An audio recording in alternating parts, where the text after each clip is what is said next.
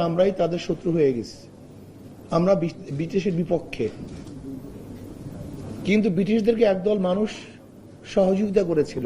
তারা কারা আপনারা জানেন, যাদের সহযোগিতার মাধ্যমে ব্রিটিশ এদেশ শোষণ করেছিল।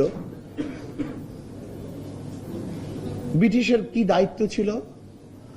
ব্রিটিশের মূল দায়িত্ব ছিল এবং তাদের নীতি আদর্শ ছিল এদেশ থেকে মুসলমানদের উৎখাত করা।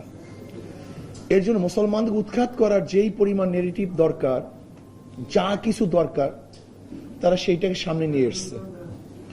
এমনকি ওরা এক সময় গোটা পাক উপমহাদেশের মানুষদেরকে খ্রিস্টান বানাবার চক্রান্ত করেছিল। ব্রিটিশ আইন করেছিল প্রতি জুমার মসজিদে একজন পাদ্রী বক্তব্য দিবে। আমরা হয়তো অনেকেই জানি না, প্রতি জুমার মসজিদে একজন পাদ্রী বক্তব্য দিবে।